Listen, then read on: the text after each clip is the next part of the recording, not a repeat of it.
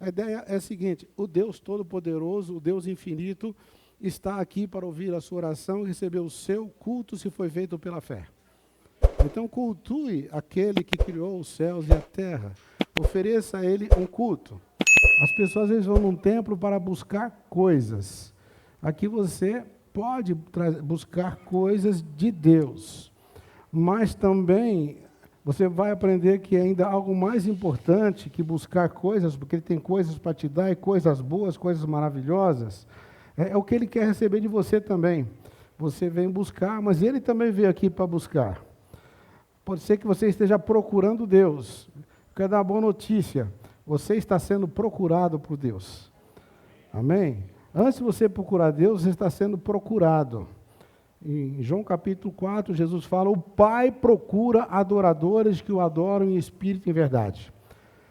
E não é qualquer adorador, é o que os adoram em espírito e em verdade. É uma expressão que Jesus estava falando, que Deus é espírito e só se pode falar com espírito, na linguagem de espírito, na forma de espírito. É um ser espiritual. Então, quando você adora em espírito, quer dizer, o seu espírito foi colocado dentro de você para você se tornar um adorador. Todo ser humano é adorador por natureza. Se ele não conseguir entender o Deus do céu, o Criador, não tiver revelação, ele vai adorar alguma coisa. É natural, qualquer lugar que você for. Alguns se cansaram de adorar, dizem que não adorar mais nada, se chamam ateus. Mas, no fundo, ele adorando a si mesmos, né? Adorando alguma coisa que não chama de adoração, mas adoram. O homem é crédulo por natureza, porque ele nasceu para adorar. Bom, isso tudo está na Bíblia, a palavra de Deus. Podemos depois explicar melhor, ou quem sabe você participar de uma das nossas escolas, né, de estudo bíblico. Temos alguns, pode ser feito até individualmente. É só procurar alguém da nossa liderança. Estou aqui, o pastor Tony, outros líderes que estão vendo aí. Pode falar: eu quero aprender mais sobre como adorar esse Deus. Como adorar esse Deus poderoso, como adorar. Amém? Então, como adorar? Você vai aprender através da Bíblia. Porque o que é a Bíblia? A Bíblia é um livro que foi escrito por homens, tá? Não veio um anjo aqui e ficou escrevendo, tá? Mas houve uma inspiração divina, ok? Então, inspiração divina. O que é inspiração? Homens que escreveram, alguns sabiam naquele momento, estavam escrevendo algo especial de Deus, outros escreveram algo especial de Deus, até sem saber que o estavam fazendo, mas isso depois foi compilado, né, em um livro, que é uma biblioteca, que é a Bíblia. Você pode pegar, quando você lê um livro, você pode pegar um livro, por exemplo, escrito por mais de um autor. Mas, se você pegar um livro de autores que não se conhecem, não se encontraram, e resolve escrever um livro, ou juntar as escritas, as histórias, não ter continuidade, não tem sincronismo. Vai ser uma coxa de retalhos. A Bíblia é interessante, ela foi escrita por mais de 40 autores que a maioria não se conheceram e viveram um período de mais de 1800 anos. Olha só. Então, e quando você lê, você vê que é um autor só, uma mente só pensando. Muita gente escrevendo, porém uma mente só pensante. Então a Bíblia é a palavra de Deus, a qual ele se revela a nós. Só que a Bíblia é um livro misterioso. Porque quando você lê a Bíblia, aparentemente uma literatura comum, como se você estivesse lendo um livro qualquer, de um romance, uma história policial, um documentário. Você pode ler com essa ótica, e muitos leem e falam: não estou vendo nada aqui de especial. Mas, como ela é um livro codificado, é um livro que, humanamente, ela aparentemente fala só de coisas humanas, mas, na verdade, ela tem um duplo sentido, porque ela é uma revelação espiritual. E essa revelação só consegue através de um processo espiritual. Quer dizer, esse entendimento só se consegue através de um processo espiritual chamado revelação do Espírito Santo.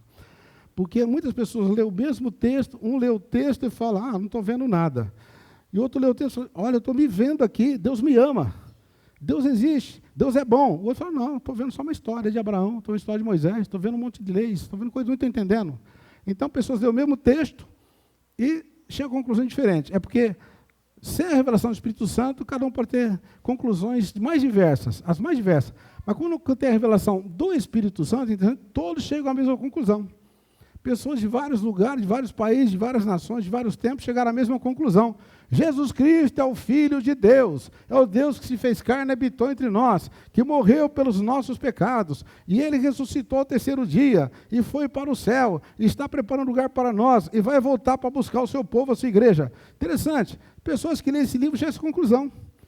Eu acabei de chegar à viagem ontem, lá do Oriente Médio, passei por vários países, encontrei pessoas, inclusive, de vários lugares, onde eu estava, inclusive, era uma missão que tinha pessoas de vários países ali, e todos leram a Bíblia e chegaram à mesma conclusão. Nunca se viram, nunca se encontraram. Como é que pode isso? É porque receberam a mesma inspiração ou revelação do Espírito Santo. Eu quero desafiar você, então, que nessa noite, aqui, quem sabe você já leu a Bíblia, não entendeu, achou bonitinha, achou interessante, ou não gostou, e não importa. Importa que hoje você pode falar, Espírito Santo revela a verdade de Deus no meu coração.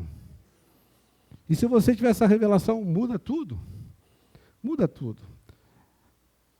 Temos aqui pessoas, e todos que estão aqui, que já tiveram essa revelação de Deus, vieram de credos diferentes. Não vou citar nomes de religiões, até para não parecer que nós estamos falando contra alguma religião. Estou dizendo que vieram de religiões que também buscavam a Deus, mas sem conhecer, sem ter essa revelação. Então eles buscavam do jeito deles. Por isso cada um tem a sua religião. Né? Ou se você quiser criar uma religião, está fácil, tem internet. Cria uma religião, cria um Deus, vai ter um monte de seguidor. Porque eles não têm a verdade, eles vão achar que pode ser isso. Quem sabe? Né? Quem sabe?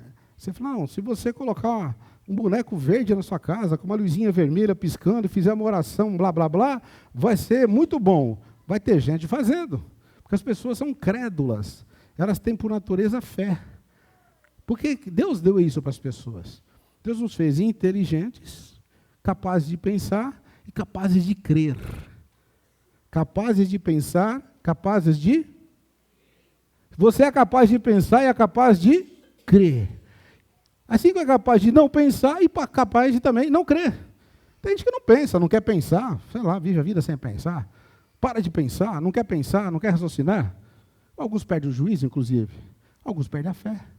Porque Deus nos fez com capacidade de pensar, de falar, de sentir emoções e capacidade de crer. Capacidade de... Todos têm capacidade de crer. Amém? Todos creem. Quando você pega o seu carro e está a 120 por hora, você não tem problema. Você crê que aquele carro, você pisar no freio, ele vai parar, sim ou não? Porque se você não crê, você não entra nele. Você fala, não, eu vou estar a 120, ele não vai parar, eu vou bater no poste, não vai passar na curva. Mas você crê no carro. Você entra no elevador, você aperta um botão que vai ser o 50º andar, você crê que ele vai chegar lá, sim ou não? Então você tem fé no elevador. Certo? É fé. Aí o médico fala assim, toma esse remedinho que você fica bom. Aí você vai para casa e joga fora. Ah, não creio não. Outro fala, eu vou tomar. E sabe por que ele toma? Porque ele crê. Só que às vezes funciona, às vezes não, né? Tem volta para o médico, ô doutor, não funcionou. Ele até quereu, mas nem toda a fé dá certo, viu? Por isso, é importante ter fé. Ah, toma o remédio errado com toda a fé, não vai funcionar. E se o elevador quebrar também, vai para o meio do caminho. Se acabar o breque do carro, vai bater no poste. Mas Deus não falha. Amém? Nele você pode confiar. Aleluia.